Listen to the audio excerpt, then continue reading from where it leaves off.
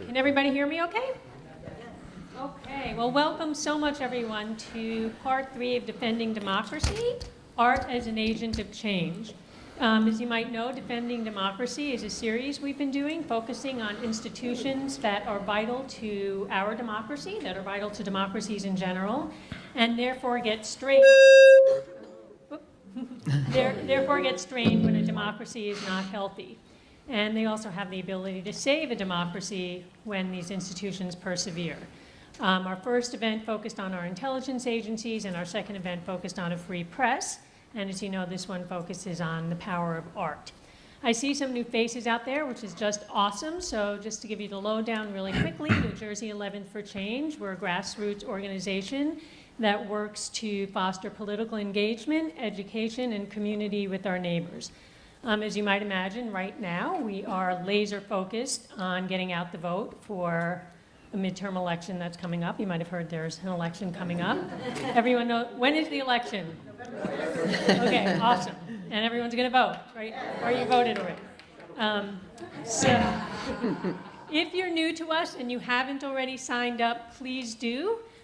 We have lots of work for you to do between now and November 6th, but we're not going anywhere after November 6th either, because we're about engaging and developing community, and that doesn't stop on November 7th.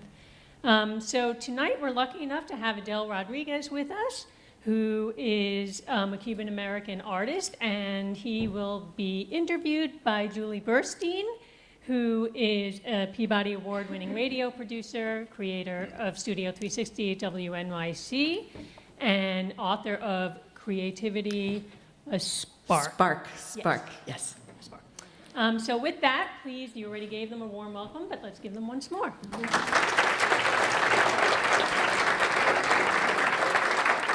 Thank you so much, Lori.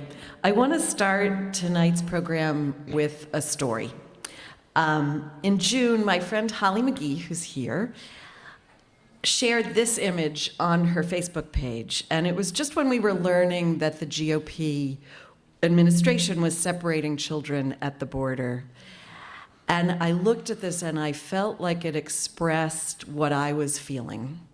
And I felt it was really important to share it. So I reached out to Holly and said, could you ask the artist if we could share this somehow, and maybe we can create a website to share this image so other people can see it? And she reached out and the artist said yes. And within days, people were marching in New Jersey carrying this image. This is the poster's first appearance right here in New Jersey 11 in Montclair. And we were written up in Publishers Weekly, and a dozen other artists created work for posters that were carried at marches around the world.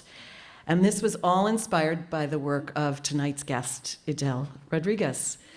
So I am really happy to have Adele here. His artwork may be familiar to you from recent covers of Time magazine, or perhaps you've seen this image from Der Spiegel, or maybe you've been lucky enough to go to a U2 concert and see Adele's work behind the band. Adele was art director at Time magazine for 13 years, and he's really a wonderful person to be with us tonight to talk about the power of visual art to defend democracy, both in our time and in past centuries. And so, Adele, with that, I want to begin with you with the past. When I brought this image to Montclair and was carrying it and shouting, someone came up to me and said, wow, that is a perfect update of the Goya image. Mm-hmm. And so let me show that one. Can you tell us about this image and why you were inspired by it? Going back probably to even before I was in college, even high school in Miami, where there weren't many art outlets there. There weren't that many museums. There was no museums or anything. But I would always go to the library, on my bike, and I would start looking at books. And one of the main artists I liked when I was about 15, 16 years old was Goya, just through a book at the library. And I always loved this image. It's terrifying.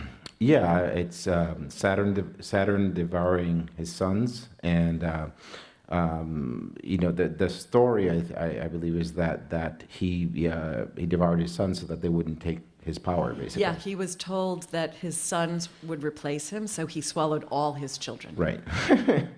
So. But Zeus was Jupiter was left out and didn't come and. So the idea of devouring his children was in my mind, and I actually had sketched it perhaps maybe like a year ago, and I had drawn it, and sometimes it was just a pencil drawing, and sometimes I go, wait, is this, are people ready for this? Can they see this? Would it just come out of context if I put it up now? Because I was really thinking more about Trump devouring America, and then about a year later, then this story happened where the children were being not allowed, were being put in cages and all this kind of stuff. And then this idea of children, and the word children came to mind, and I pretty quickly, I think I drew that in about 10 minutes, created this image, and I put the title on it, and I posted it online. One of the things that I love about being here now is that we have the capacity to be our own printing press, our own Gutenbergs, just with my phone.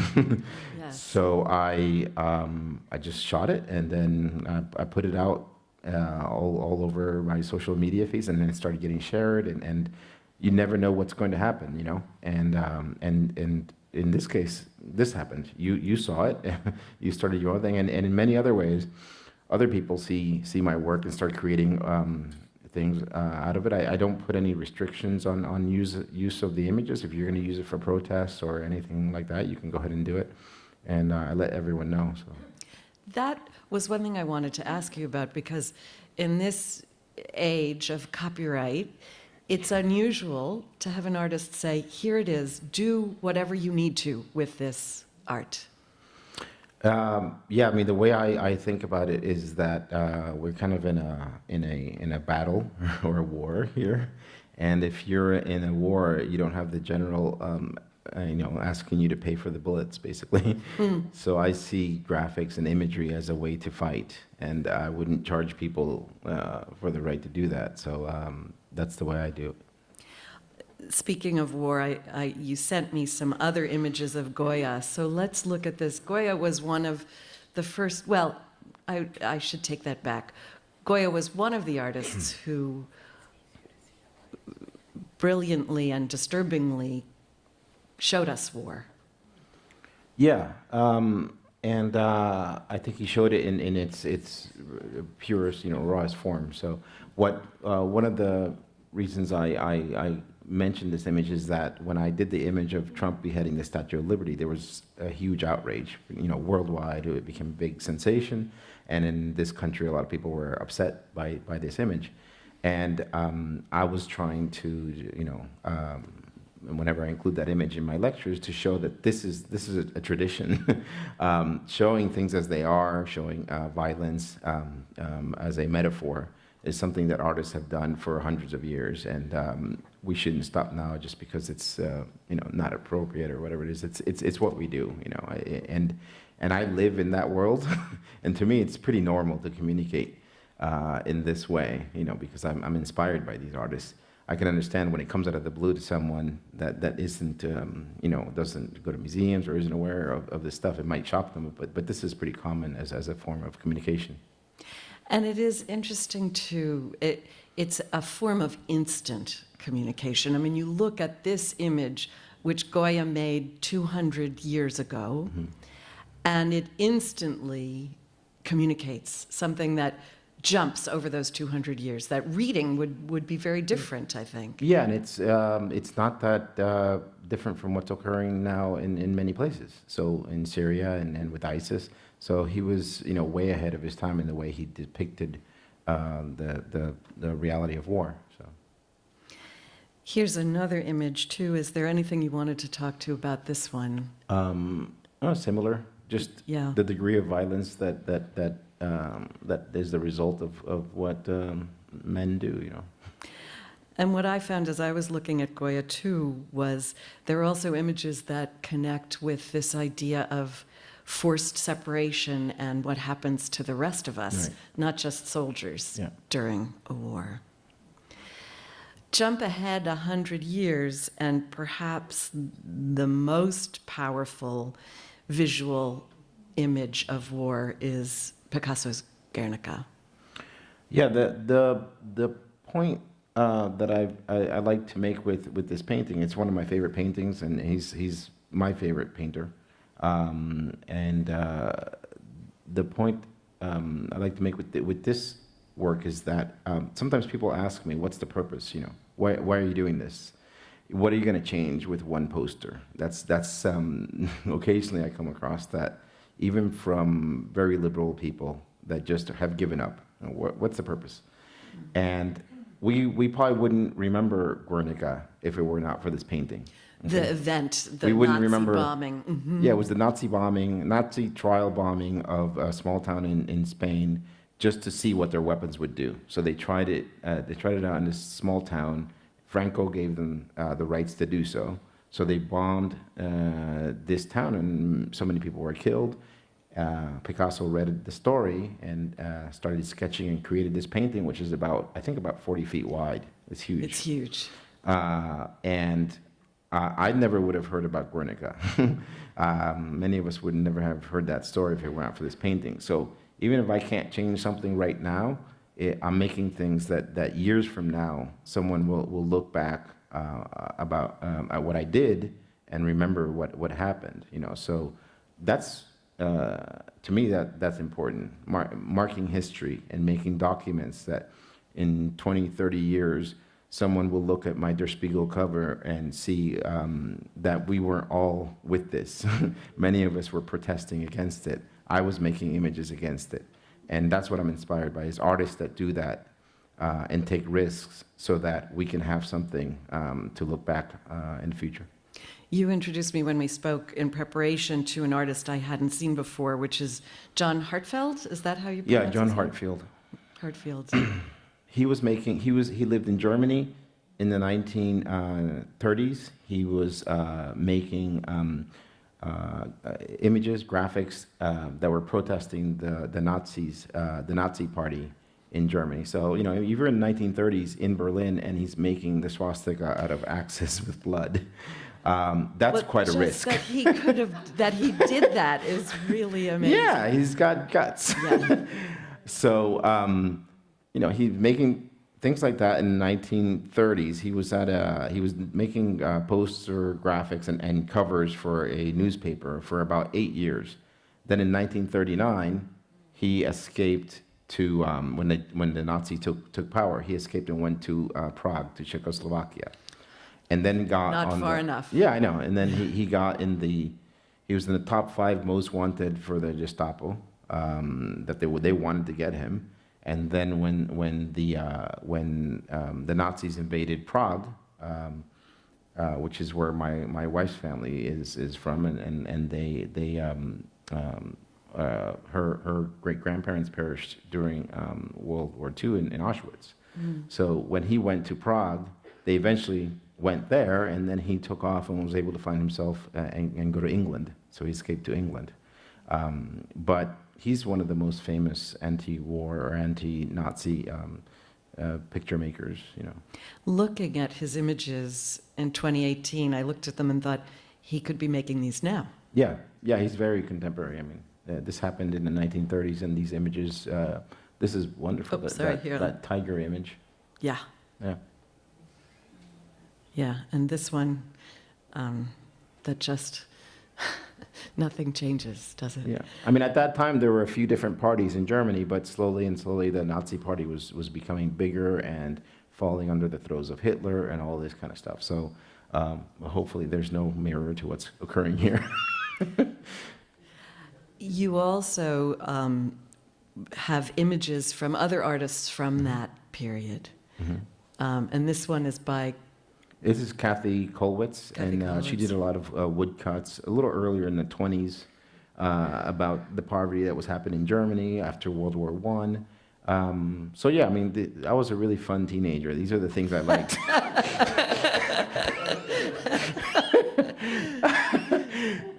And and in college, this is what I was obsessed about: all these kinds of graphics and the approach of death and all these kinds of things. I think that a lot of it had to do that I was from the time I was 9 years old. I left Cuba. I came to the United States, and I was trying to figure out why did we have to do that? Why did I have to leave my grandparents behind?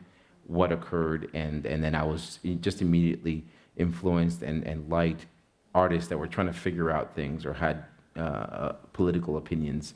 I think because I was just upset about what was going on in my life. And confused, it Yeah. sounds like. Yeah. As you looked at artists like this, and here's another one, this is another artist that was new to me. What were you learning? What were you figuring out, do you think? I think I was learning that there's a lot of power in just saying what's happening directly, not going in circles or not covering things up or not saying what's appropriate. I think almost like a journalist now is and I think what a lot of these artists do is if they're told, how could you do that?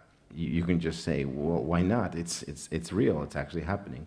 So it gives you a bit of a buffer where you can just say, I'm just painting what's going on in the world, just as almost like a mirror. And I do think of myself like that, a bit of a journalist.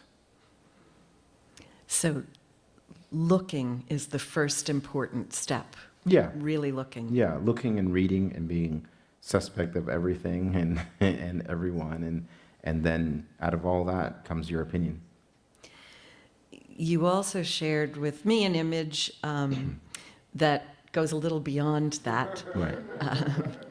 That's inspired by another artist who wasn't known for political art. Yeah, this is a take on a Magritte painting, and I guess one of the things that I try to do or that I've learned is say what's happening, but then if you're able to throw a bit of sense of humor into it or a bit of a smile or something, you're actually going to get more people to understand what you're saying. So if I'm just constantly mean, antagonistic against, Step back from the blood a little bit. if you step every back once in a and then you make people laugh, maybe even someone that disagrees with you will say, he's got a point. Yes. So I try to do that quite often in my work. So there's a lot of humor in what I do, and there's a weird tension between humor and the difficult parts. So if you're able to make an image that has those two things at the same time, it's really much more biting, a little bit more satirical when you can combine those two things. You mentioned a moment ago that your family came from Cuba. Mm-hmm. This is a picture that you shared with us of the Mariel boat lift in 1980. Was this the boat that you came over on? Yeah. This is Nature Boy. That's the boat that we came on. It looks tiny. Yeah, it's a shrimper. It was about 68 feet shrimper, and I think there were about 100 people on board. That's me. Including you. Yeah. Yeah. We didn't have a photographer. We didn't bring a photographer along. This wasn't your bar mitzvah pictures where you had it. Because that's what happens. People are like, whoa, what production on your emigration. Most of the photos look like this, right? Yeah. Over the years, actually, even this I found about 14 years later, when I became an art director at Time Magazine. I was obsessed with finding out, so what happened when we left? If Time Magazine is covering everything, all these things going on now, what happened in 1980 when we came? So I actually went back to the archives of Time Magazine and looked at the issue from May 1st, 1980. Wow. And there was as I'm flipping through it, there was a small article that says, I forgot what it was titled, but like an overnight trip to Miami or something. I'm like, wait a second. I start reading, and he starts describing the exact trip that I came on. And then he gets into the middle. He's like, I was in the boat Nature Boy, leaving Cuba because it was a reporter working for Time that was kicked out of Cuba by the Castro regime because like, you're asking too many questions, get out of here. So he took a ride on our boat back to Miami. And then he describes the entire night scene on our boat And through that article, I was then able to find the photographer that was traveling with this reporter. And then the photographer looked at me and said, I think I met you 14 years ago on that boat.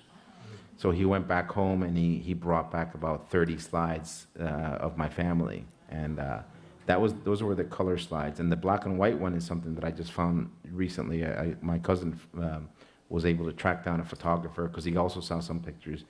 And these are the black and white photographs. And it turns out that our boat had about 10 photographers and reporters that were all thrown out of Cuba. So there were 100 people, but 10% were media. and so it's one of the most documented boats of that boat lift, and we get to have all these. That's me over there in the red coat, and that's my family behind me.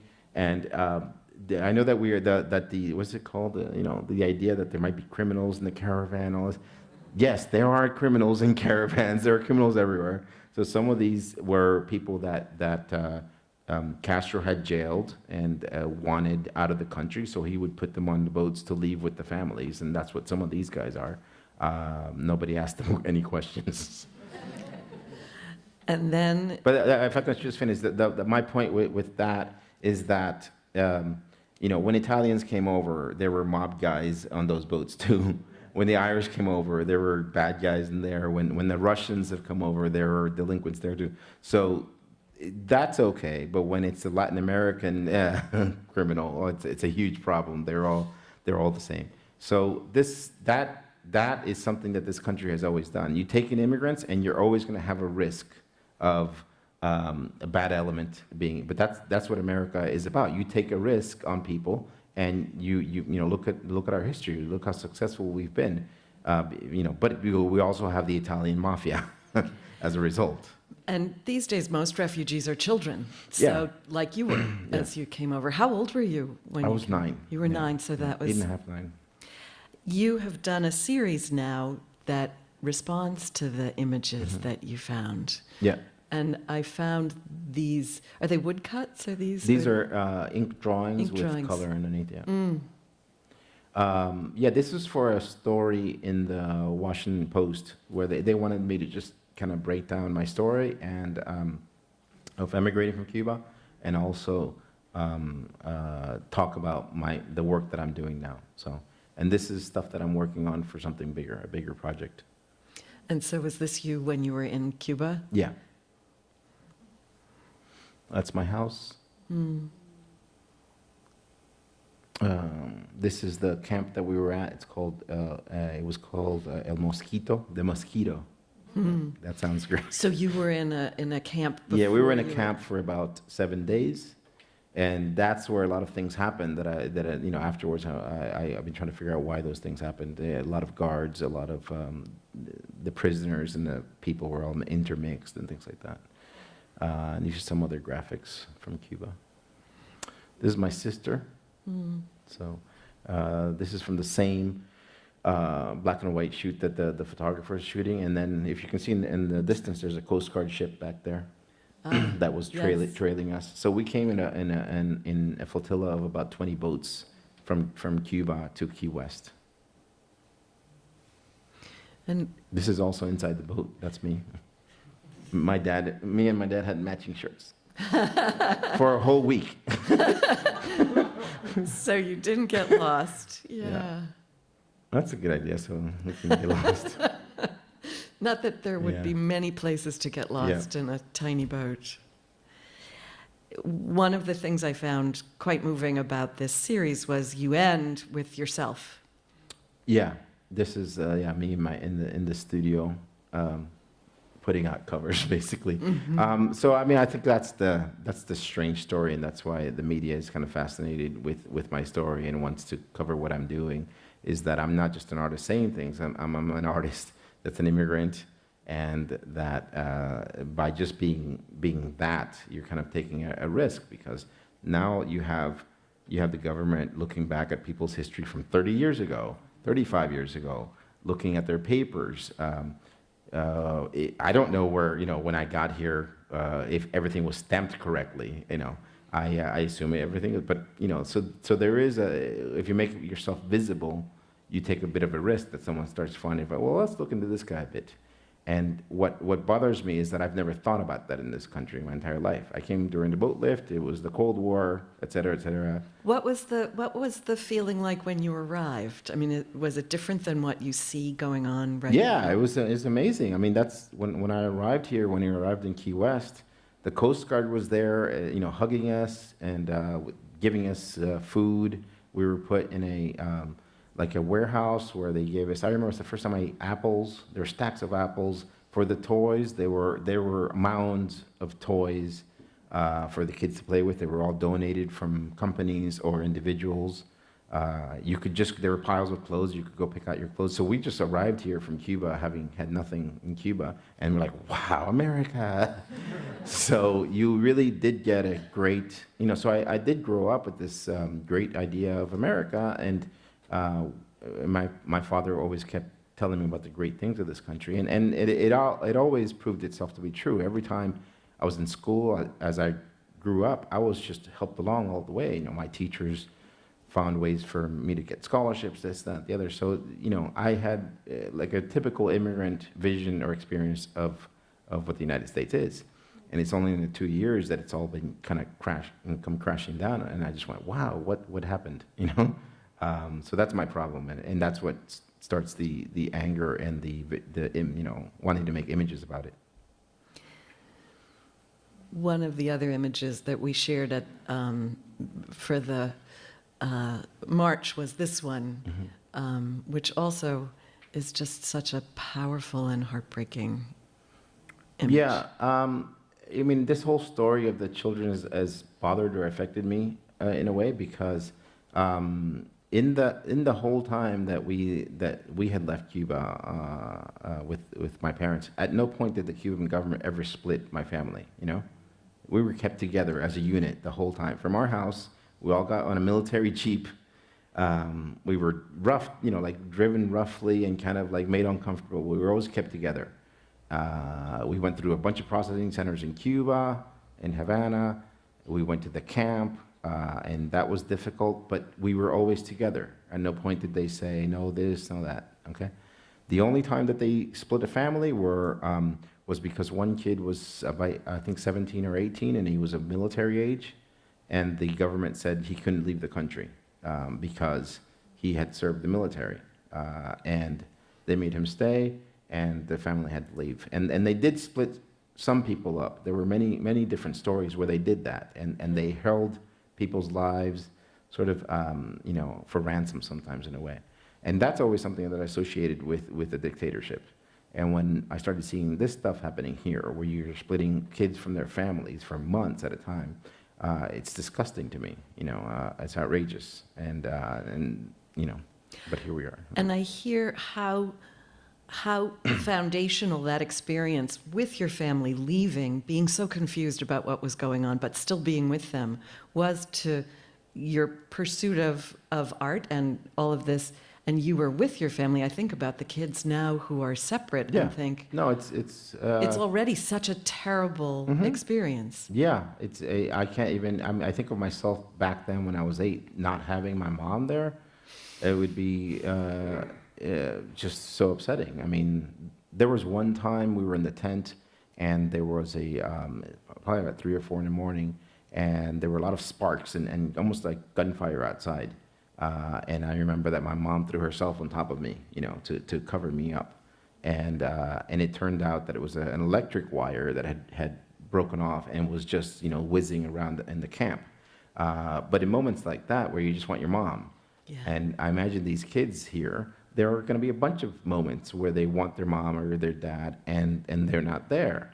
And that's entirely caused by this government. It's not caused by anything else. There's absolutely no reason to do it, because the parents can be in the same place, eating, getting processed or whatever, but it's punishment that this country has decided to do, and it's shameful, and to me it's shameful that I live here, and that's what bothers me, that I have to be ashamed of being an American sometimes nowadays. When I saw the initial image, and Holly and I put together all of these other images for this website, Raising Our Voices Today, we kept thinking, oh, well, we'll use them for the family belong together marches, and then everything will change. And what's so heartbreaking to me is, I don't know whether you get the ACLU updates, but it's like almost 90 days since the court order saying these children needed to be reunited with their parents, and not all. Right. So what I don't understand is what happens to the court order? What does that mean? What does the court order mean then? Does anybody go to jail if they don't follow the rules? Let's hope one day. Okay. Yeah. One of the things that just was posted that I wanted to share, and Anthony, this is the video, so you can bring up the audio, is a video you just made for Doctors Without Borders. And let's look at this. My name is Pedro. I'm from Honduras. My family and I had a good life there, until we were targeted by a criminal organization. They demanded a large sum of money, which I refused to pay. And that's when our life became a nightmare. One day, they broke into our home and put guns in our mouths. They threatened to kill us. I reported them to the police, but nothing was done. Then, I was shot in the street. Luckily, I survived. But I know they won't stop. Even if we gave them the money, then they'd force our children to join the gang. We didn't want to leave our home, but it was too dangerous to stay. Tell me, what would you do if you were me? Telling an entire story in just under a minute. What was most important for you as you began working on this to help us feel empathy for him and his family? Well, I think visually what I try to do is, as you can tell from the characters, they're looking straight at you. And that's very important, that you make like an eye connection with the character so that you kind of feel what's in their eyes. So I don't really tell stories by the words. I do it more by human feeling, you know. And that's interesting that face-to-face, look at me, right. I am looking at you, is so important. Yeah, because that gives dignity to a person when you have to look at them in the eye. And I try to do that in a lot of my work, especially things like this. Doctors Without Borders called me about a year ago that they wanted to do something with me. They have an exhibit that is going around the country and also in Europe, I think. It's like an interactive exhibit to get viewers to understand what it's like to be a refugee leaving your homeland. So they have all sorts of interactive exhibitions and things like that. And they wanted me to do something, we just didn't know what. And then I think it was about a month ago, they contacted me that they wanted to do this animation. And they had a script from, they sent me the video of the actual man that went through this story and the family. But he wanted to remain anonymous because he actually still showed up with like bullets in his body to the interview and had to operate him and everything. So these are, actual stories that are happening, and how that kind of, those kind of things gets corrupted into, they're being paid to do this, nobody can pay you enough to walk 2,000 miles with your kids. You can't pay me enough to walk 6 blocks. To walk 6 blocks with my kids. So it's the level of ridiculousn's that's involved here is shocking. That people would be paid or this and that. No, typically these people are taking their entire life savings, selling their houses, cars, and everything to give them to a coyote. $10,000 or $5,000, whatever it is, give them to this person so that they can make it from Honduras to the border without getting kidnapped, raped, or a ton of other things. Okay, I've actually known people that have had to do this, and they're friends, cousins, whatever it is, and it's very dangerous. Okay, I don't know if they all have a right to be here. Okay, but they do have a right to go to the border and say, I would like asylum. That's their right as a human being. It's called human rights. So let all 7,000 people go there and then have interviews, and that's what we did with the 10,000, 50,000 people from Europe that came after World War II or before that. We brought people in at Ellis Island, we interviewed them, and if they can stay here, they stay. If not, they have to go back. That's logic. And the system, Yeah. yeah. As I want to go back to this looking people in the eyes. So is that something you do when it's someone who you want us to feel connected to? I know what you're getting at. What? What am I getting at? I don't know, but I'm sensing it. Well, I've got another picture where That's a we see good move. someone face to face, but he has no eyes. That's a good move. Well, I wouldn't have gotten there if you hadn't told me about the eyes, but Ah. now I see it. Yes. This is one of your most famous works, and I know it was very That's why he has controversial. no eyes in everything that I do. Really? Yes. Wow. Yeah, because actually, if he had eyes, you would have some compassion, or you'd be like, oh, well, he's beheading, but it's not so bad because he's looking at me.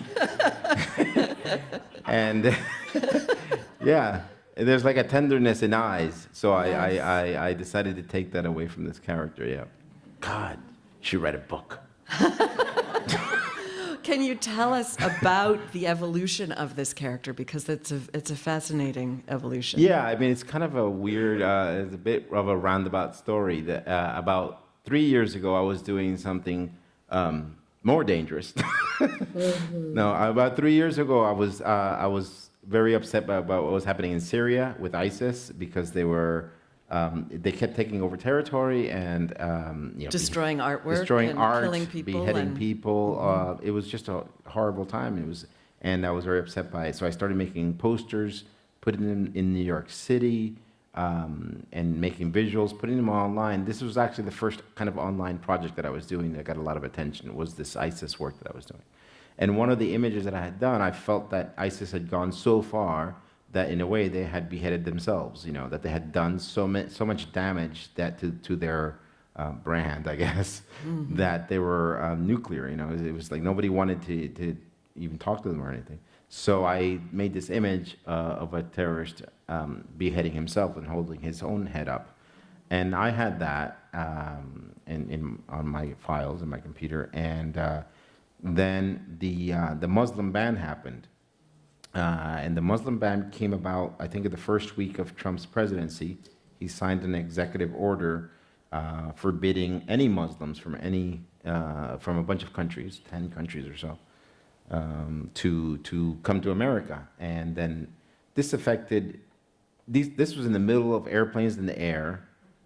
He signed this thing, and when these planes landed, there were stories of little kids that were traveling by themselves, grandmothers that were coming for an operation, all sorts of things that when they landed, they were trapped in the airport. They couldn't leave because Trump had decided that this, I didn't even realize that a president could do that. That's the crazy thing. Well, there are a lot of people who think that the president can't Okay. do that. Yes. And to me, having grown up in Cuba, that is something that Fidel Castro would do. So everything goes back to for me to something that Castro would do or something that a dictator would do. So I got really mad, and I said, no, there are no terrorists on those planes coming over. Okay, those are just families. The real terrorist is you, because you're terrorizing people's lives. So I took this picture of this terrorist and just put Trump's head on it, like clip art, and put the Statue of Liberty on there, and as I had done with a lot of my images, I every other day or once a week or whatever, I would put it up on the internet. I put it up on Twitter, Facebook, and this image, when I put it up, it just started getting shared everywhere, by thousands and thousands of people. A lot of comments. It was like a bit to do about this one image, more than anything else that I had done. And then about 3 or 4 days later, Der Spiegel called me that they wanted me to do a cover about Trump's first week and how dictatorial he had been. I did a bunch of sketches and I sent it to them, and no, typically sometimes you hear back from the magazine, nothing's working, nothing's quite clicking, and then I just said, bug off, and can you do more images? Can you do more sketches? I was like, I don't want to. So I just let it be. I stewed for a day and let them stew in it for a day too. And then I had to go give a lecture somewhere. And in the middle of the lecture, I get an email they saw an image on my Twitter feed, this one, and they they asked me, has that been published anywhere? And I was like, no, that hasn't been published anywhere. Can we put it on the cover, our cover? And I was like, are you crazy? You want to publish that on your cover? And it's like, yeah, we love it. It's perfect. Wow. We just, we want you to take the tunic away, which is this Arab tunic, and put a Trump suit on it. And that's what I did. And I sent that in, and they published it. And I remember the night before, I was at an opening in New York City with some friends of mine, and we're talking about what I was doing, my work, and I said, I think something's going to happen tomorrow, because I just finished something. And I'm actually shocked that anybody's publishing it. Friday night, they put it on their Spiegel, which is a German magazine that not many Americans look at all. But their Spiegel put it on their Twitter feed. And I think within 5 minutes, the Washington Post had already called me, and BuzzFeed News, and the New York Times, I think, too, started calling. My phone started ringing. I'm like, what's going on? And they actually found out from the journalist that this image was posted online. And that happened Friday night. I did a bunch of interviews. And then Saturday morning, people had already printed out this image, into giant posters, and were taking it to airport protests. It was in protests in San Francisco, in Denver. It was everywhere, And and by the time this was going on, the magazine hadn't come out yet. So that's what was interesting.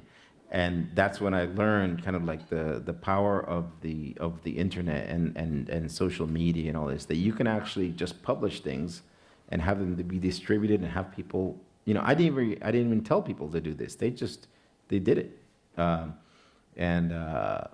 was great to see that, how one image can really have so much strength, What's also powerful about this story, Adele, is that you were willing to share an image that you were pretty certain no authoritative, no magazine was going to publish. Right.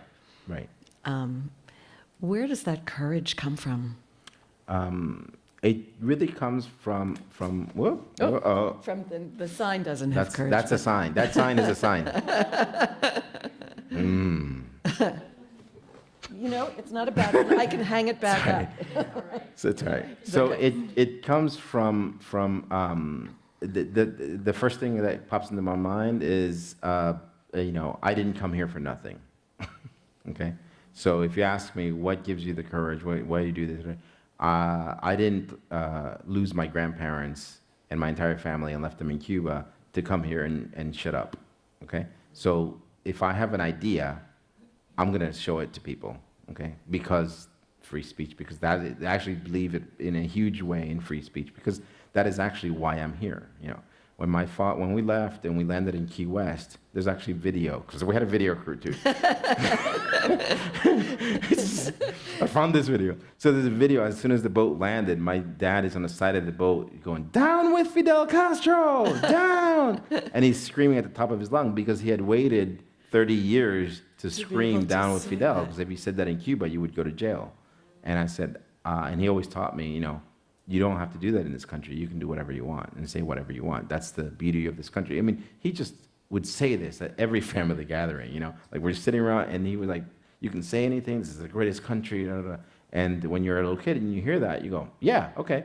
So he kind of gave me the freedom and liberty to say whatever I wanted, and that's what I do. The only time I hold something back is when I feel like the timing is not right, or it's a little bit too much of an insult.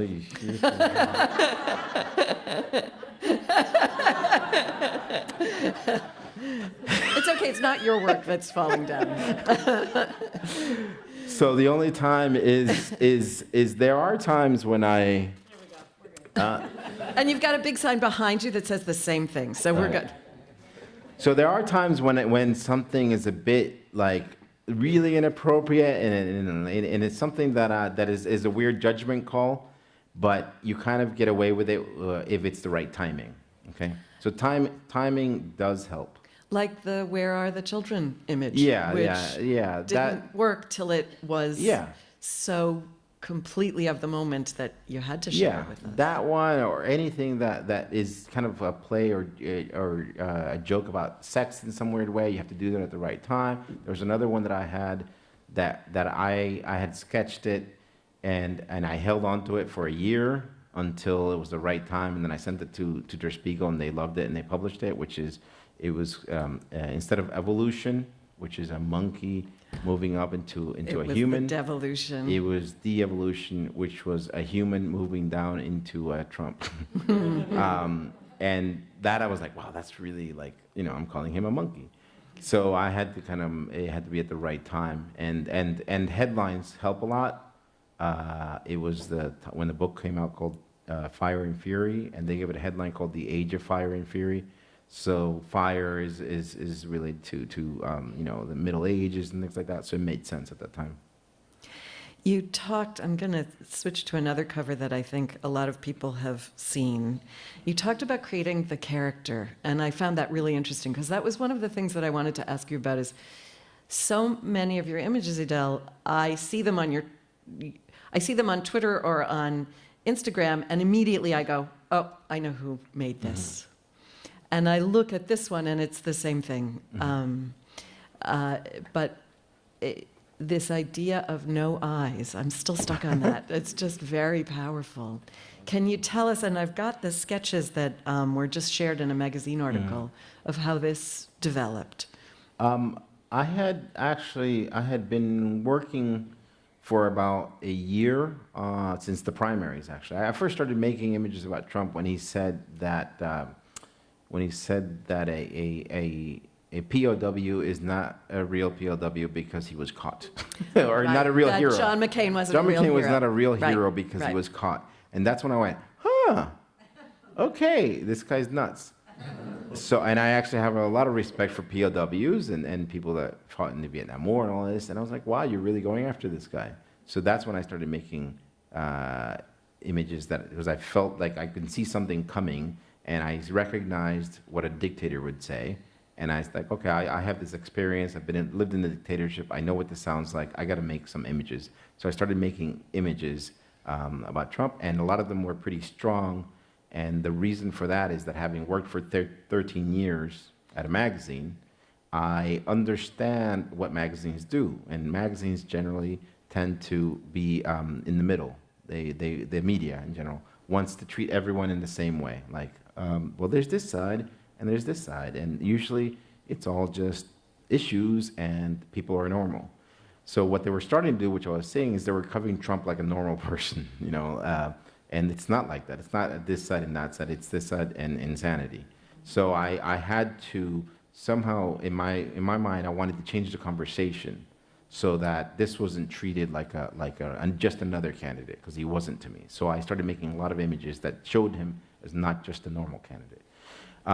So I had done a lot of those images, and then in August, during the main election, when he was going up against Hillary, after the Republican convention, he started going after the Gold Star family and insulting them. So Time magazine saw that as, that's it, he's done. You can't do that. So they called me and they said, we want to do a cover of Trump in total meltdown of some way. And I had some images in my background that showed things kind of melting down, some images that I've done in the past. So DW, who's the art director, referenced those and told me, we want you to do that, but with the idea of Trump melting down. And that's why I did these series of 4 images. And these are some of the sketches for it, trying to figure it out. And had you done the color scheme? I mean, had you worked out the graphic ideas at that point, or was this at the sort of very beginning of, because I see this and I see the red and the white, the red and the black, and then, orange and yellow. Yeah, no, that one, I had actually, maybe 4 months earlier, I had already kind of established a bit of a look for Trump. I had done a similar image, but with 3 heads for Politico magazine. And on my own work that I was putting online, I was showing him just as a goo, like an orange goo kind of thing. So I think what our best art directors do is tie all these things together and that's what DW was able to do. And then I went ahead, created the image, and I sent it in, and again, I think I found out on like the NBC Nightly News or something that it was published because it showed up. It started showing up in the news. I don't know if I've heard from him from there, because sometimes they're so busy they forget to call you. But yeah, but I actually many times I've sent in covers, and many times I go, this is probably not gonna get published. And then suddenly, Yeah, or you know, I just get a feeling that it's not going to happen, you know, because they actually have other coverage going on at the same time.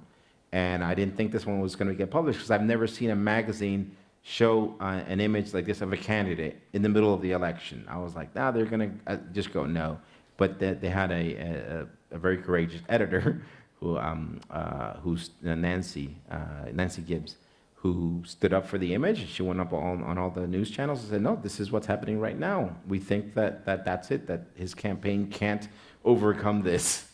and then they did this one. Yeah.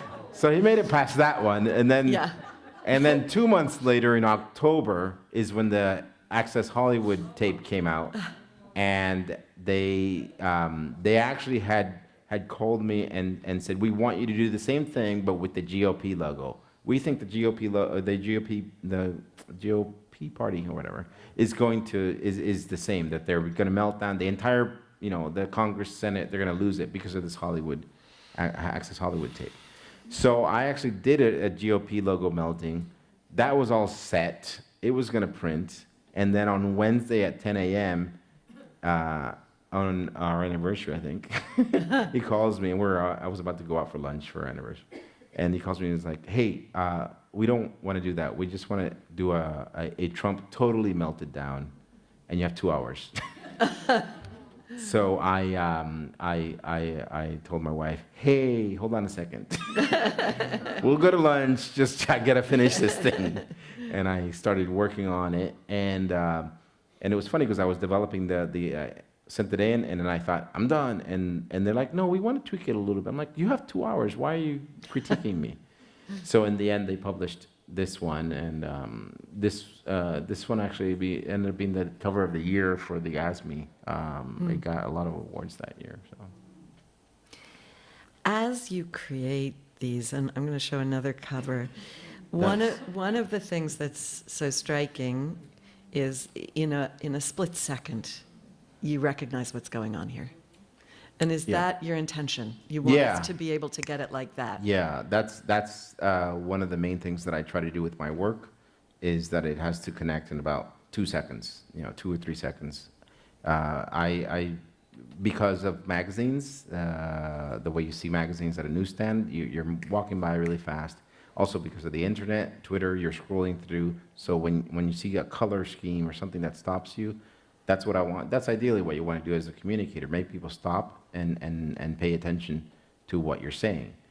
So I really do want it to communicate that fast. And in some ways, I sometimes sort of, I don't do things that I may do on a painting and throw in a lot of other details and stuff, sort of sacrifice my visual capabilities to make things simpler, so that it gets read pretty fast. And also want my images to be read and understood by someone that's like working in a farm and someone that's getting a PhD degree at Columbia. Like that whole gamut is what I want that stuff, that to happen, and that's been happening, like the other day I was at the gas station, and there's someone from Turkey that's always there working and with the gas, and he's like, hey, how's it going?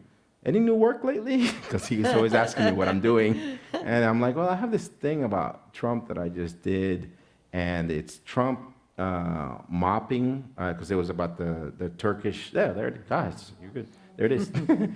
So it's about the killing in Istanbul of the reporter, and I showed this to this man from Turkey, and he's like, perfect, oh, it's perfect.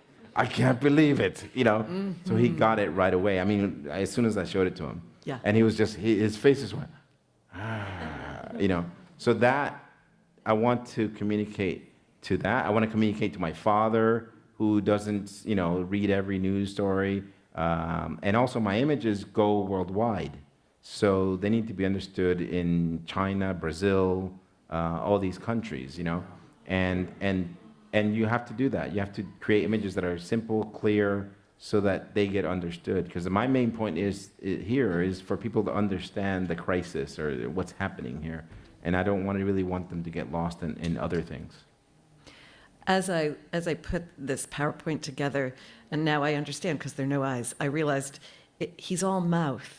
Yeah. It's like this rapaciousness that's just from where are the children, where he's swallowing everything. Yeah, and also that he can't shut up. Yeah. That's he. I would love for a journalist to ask him, and if anybody's listening, is to just ask him. So, what's your opinion of the Holocaust? Oh my God. I would like a journalist to ask him that, because that could actually end his next bid, because he will just start talking. And he will just say, it was a bad situation, but there were good sides and bad sides. And Hitler was but he's a good leader, Yeah. So I'm just shocked that a journalist hasn't asked him that yet. And that would be great.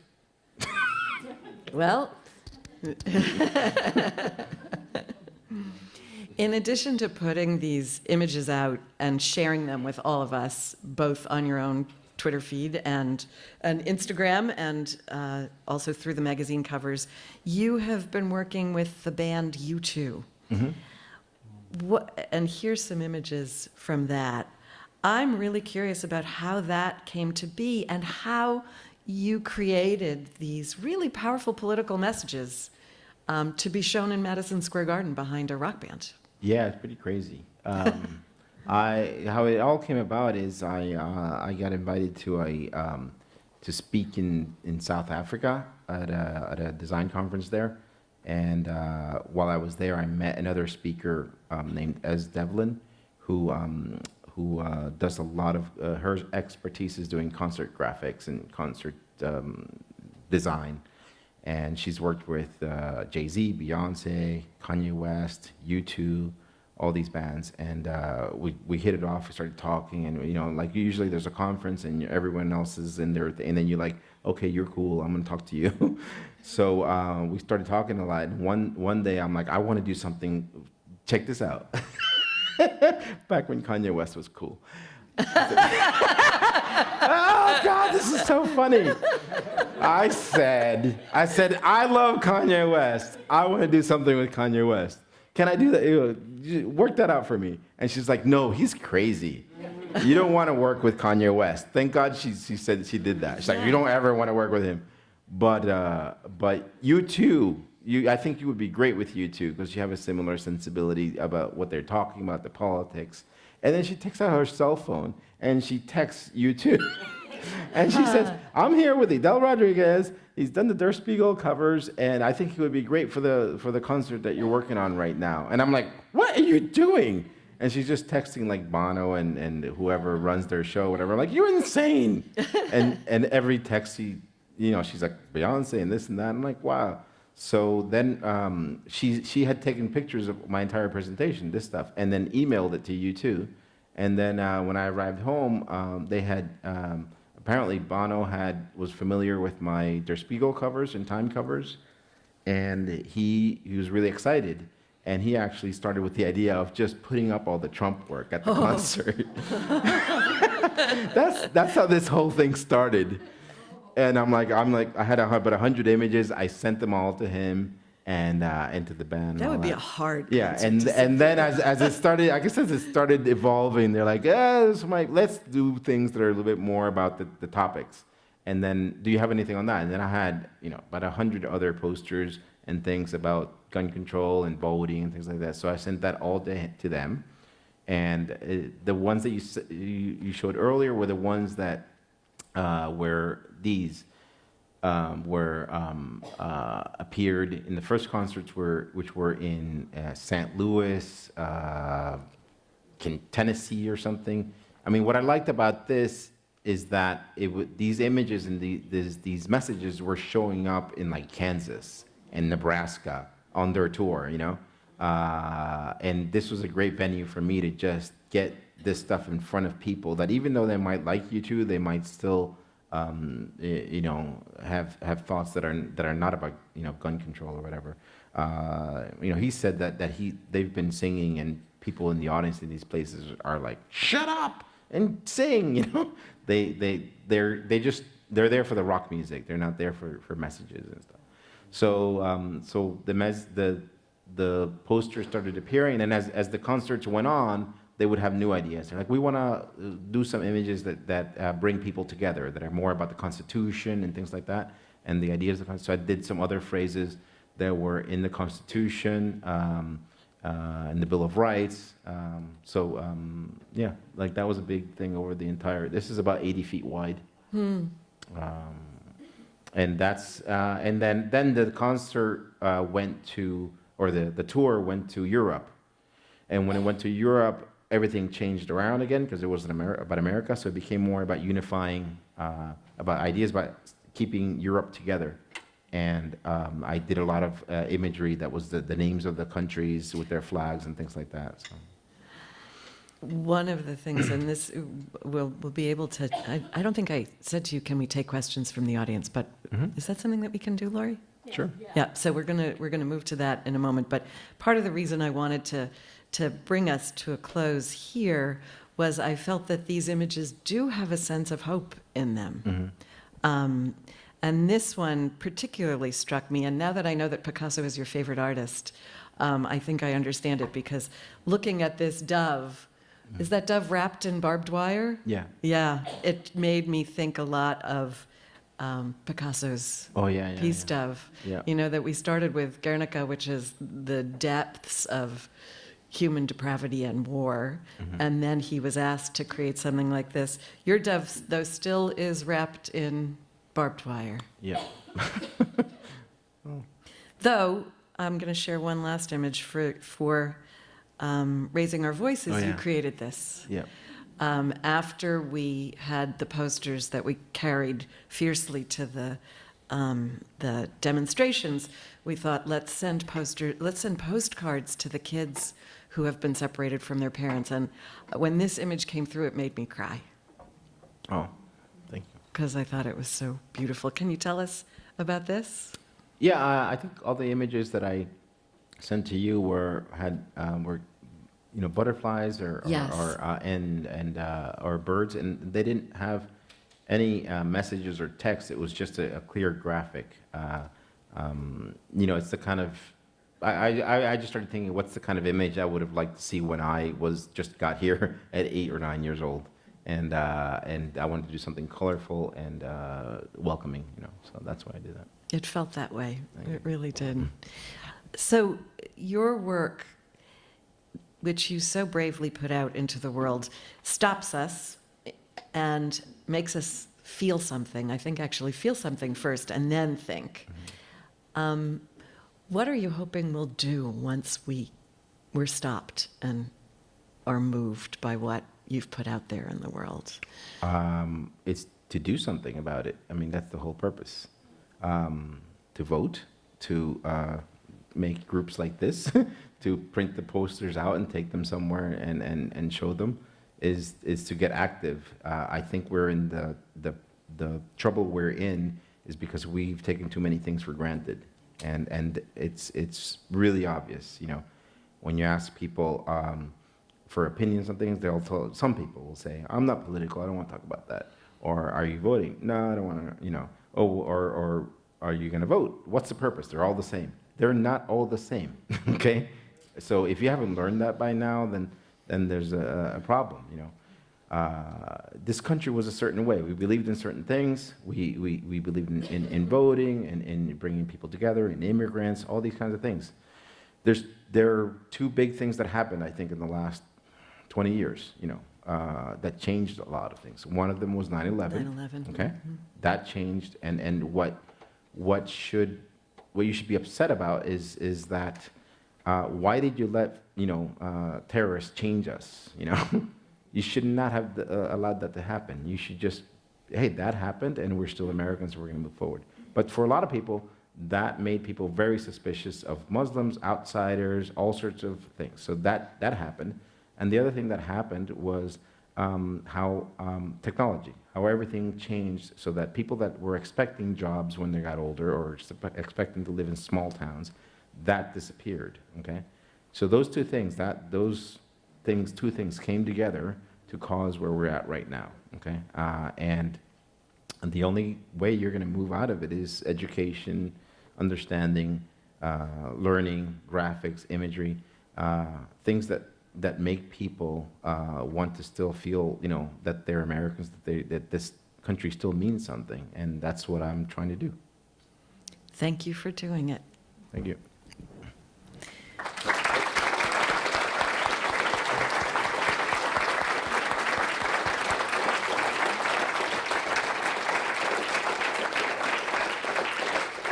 So we have a little time, thank you, Adele, for a couple of questions for Adele. We have one over here, Lori. Let me get you the mic.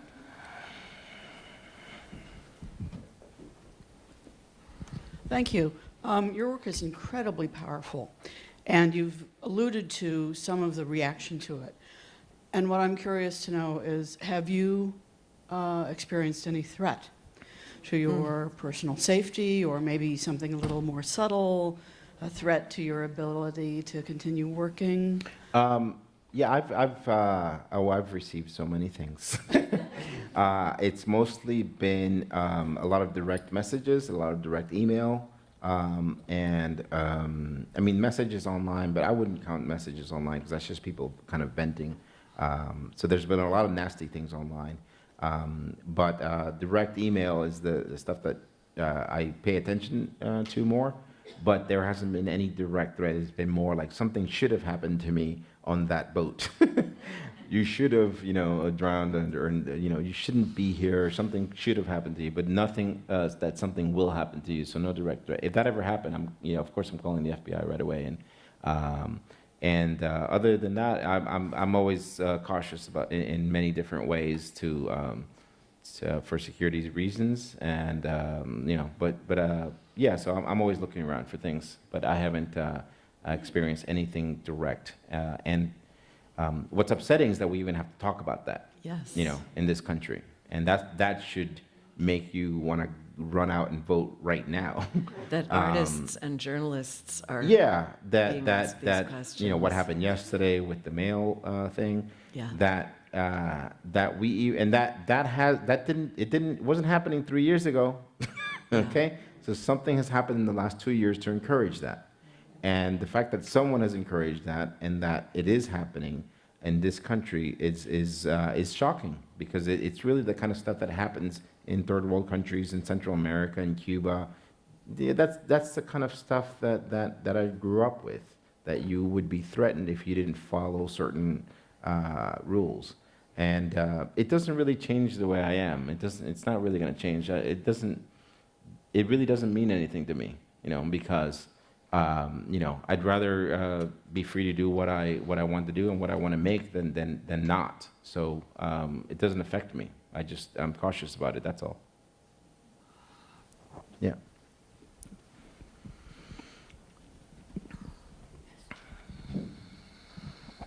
Hi. I just wanted to ask you, do you ever wonder if Trump, he's such an insane egomaniac. Do you ever wonder what his expression might be looking at one of your images? I kind of think he might look at that one of him in the hurricane or shouting at the world and thinking yeah, that's me. I mean, you know what I mean? it's like and not that should stop you. I'm not saying that that's not something that my one joy in the last 2 years is that he wakes up in the morning and someone's like, "Hey, you're on the cover of Time magazine." But because when someone tells him, he's like, "Ah," and then he's like, "Ugh." So he's actually probably experienced that about 4 or 5 times in the last. So that's one good thing. He hasn't mentioned it. The one time that someone mentioned was his son tweeted about my cover, and it was a cover that had it was about how Trump is demolishing the country, basically. And there were 3 demo balls, bouncing around the cover, and with his head on it. And then Trump Jr. tweeted it and said, "Yeah, that's exactly what we're trying to do to this country." So like, what can you do about that? Like, it's like you're saying you're an idiot, and they're like, "That's right, we're total idiots." How do you even predict that? So that's what he did. He's like, "Yeah, we're absolutely trying to destroy this system, blah blah MAGA." Yeah. So that's been the only time. But yeah, I mean, he's an egomaniac, and he makes fake time covers just to look cool. So this stuff must drive him crazy, And on the previous question about all that safety, I'd like to thank my wife, who is here, for never once telling me, "Don't do that."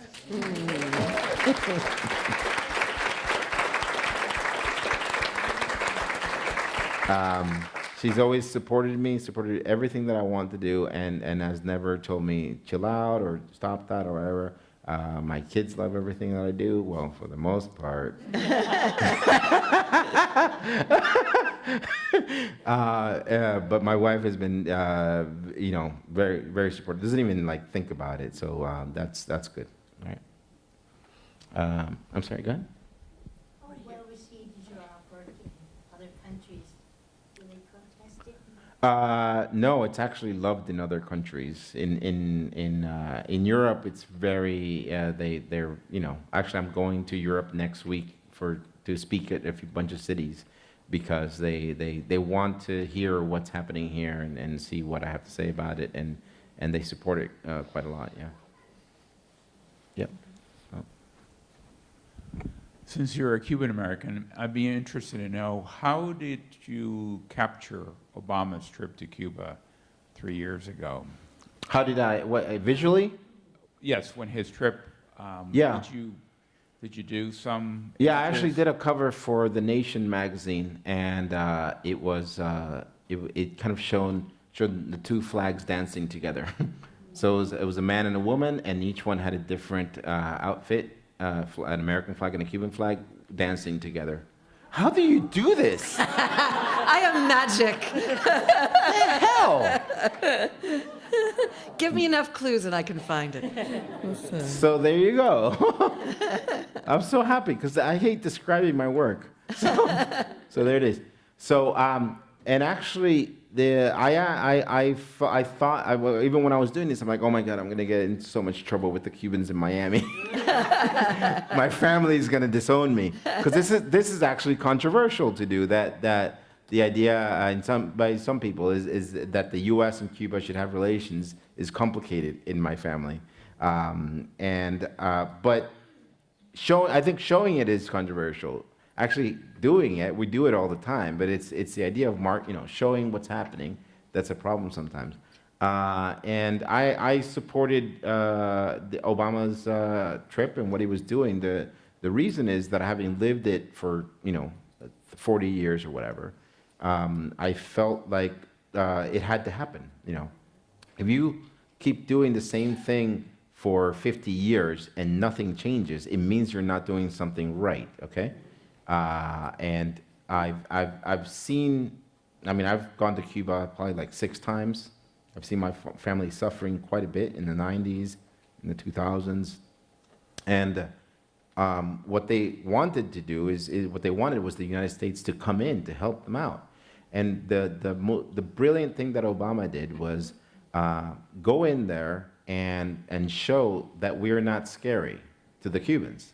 And all of a sudden, for about a week, Obama was more popular than Fidel Castro, because once you take that away, that we're scary people, that Americans are going to invade them, that we're scary. Once you take that away and you say, and you show up like Obama and like laughing, hey, how you doing? Cubans go, wait a second, you've been lying to us for 50 years. And that's what he did that was really smart. So we got a scary person now. No, now what you have is exactly what the Cuban government has been saying for 50 years. Yeah. That Americans are racist, gringos, out to get your money or your country, that they don't care about immigrants, Like, Trump fits that entire mold. So then they just go like this, and they tighten up, and they're like, whoa, whoa, whoa, whoa, we don't want you. There's no Cuban that wants to, come here now, or anybody else, even for a visit. And they wouldn't even trust Trump to do any business with. So in a weird way, they look at me like, how could that happen? How could one country have those two people in charge? And I really have no explanation for that. Someone very wise once said, in a phase shift, things get even wider. Yeah. And so Yeah. perhaps we're, Yeah, I think moving this towards is, I something hate to else. say, I think this is going to be like a 20-year thing of back and forth, not 20 years not of Trump. 20 years. No, this cycle, what's Yeah. happening now, and these difficulties, because I think that it's really, it's sort of the last gasp of a certain kind of America, and they're still trying to hold on to that, and a new generation that's coming in that wants to change all these things, and if there's any hope, is kids that are 12, 13, 14, 15, if you have them, you see how they interact with each other, how they talk about kids from other countries, how they talk about handicapped kids or gay kids or whatever. There's like so much openness and welcoming that's going to be the future in 20 years, and politicians will have grown in that world. But until then, there are people that are still trying to maintain how things were and all the power they had and all of that. So. One more question? Got the mic. Thanks. Were you always a political artist from the time you were young? And if not, what brought you into doing art that was so explicitly political and opinionated? Yeah, even in high school, I was kind of a history junkie. So I was really into American history, European history in 10th grade, and I was making posters about America with, Martin Luther King and all these kinds of things. If I start looking back at my work, I didn't have that many opinions to be, angry about something, but I was making work about history, and I was really inspired a lot by Martin Luther King and his speeches and the things that he said about social justice and things like that. When I was a teenager, I was put into Catholic school because there was no religion in Cuba. We couldn't have you couldn't have any religion. It was outlawed by the government. So when we came to the U.S., my parents put me in Catholic school because they didn't know what to do with, But actually, in that Catholic school, I learned basic things like take care of poor people, bring in immigrants, be good to your neighbor, and those are all things that I would put into my posters when I was a teenager. And it's basically, so when someone questions me, I'm like, well, I'm just telling you, what, if I ever get into a discussion with someone that's very conservative, I'm like, I'm just making images about what Christ would have said. And then they're like, oh. So, and I mean, I have a T-shirt that I haven't finished, but is Jesus Christ, and it says, I think I put immigrant on top, because he migrated from one land to another. Yes. So how As a baby. yeah. So these are just basic things of Christianity and many other religions, and also of social justice. And I'm actually very shocked about at how people that supposedly believe these things are not following them. Instead they're following someone that is completely the opposite of all those ideas. Do we have time for another question, or you think, is there what? Oh, right behind you. Thank you. This has been an extraordinary evening. I'm so impressed with everything that you've both been talking about. Can you hear me? Yeah, it's on. One of the things that frustrates me so much is the gaslighting that goes on. And, we all look at the TV sets and say, how can people believe this? And I wondered if you had thought about how to portray that visually. Actually, most of the work I do is to fight that. Because if you see an image that shows exactly what you're thinking, then you go, okay, I'm not crazy. you know? And that's what I try to do with my images, is to kind of confirm or make a visual statement about what just happened yesterday or today or you know, people tell me that when they see my work, they're like, thank you for doing it. I feel like I'm not alone, okay, when I see your Right. work. And that's true because an image does it in a much stronger way than someone writing to you and saying, I feel what you're feeling, I understand, I just saw that. Everyone's writing that, but when you have an image that pops up into your life and you kind of look at it and go, okay, I'm not crazy. Someone took 3 hours to draw this. I think it makes a difference, okay? And that's the one way I've figured out that I can fight that. Because, yeah, that's happening on a constant basis, you know, like where, you know, I'll just be like, this, and they'll say, you just drank from the water. And I'll be like, no, I didn't. I don't know what you're talking about. You know, that drives people insane. And that's what's happened in this country. We are being driven insane because we're constantly told that what just happened didn't happen. And it's a really big problem, you know, because you don't, it's almost being, I mean, I actually did another image. You don't have it.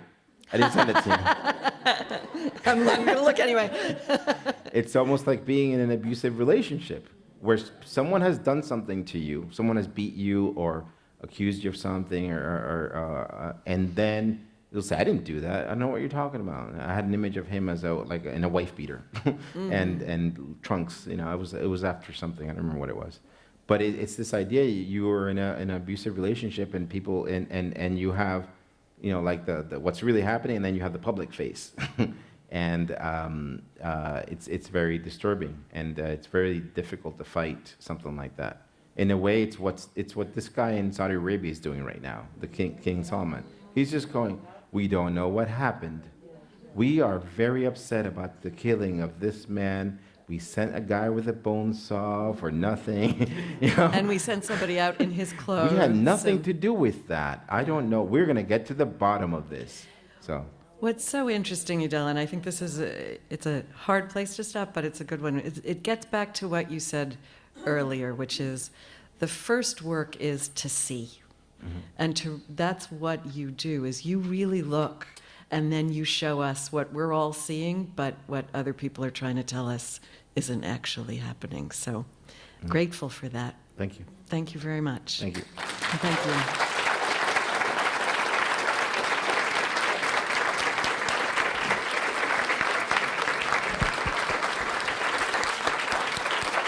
Thank you. Thanks. Oh. Thank you. I think this is the first time I've ever seen this. This is awesome. This is awesome. Thank you. Thank you.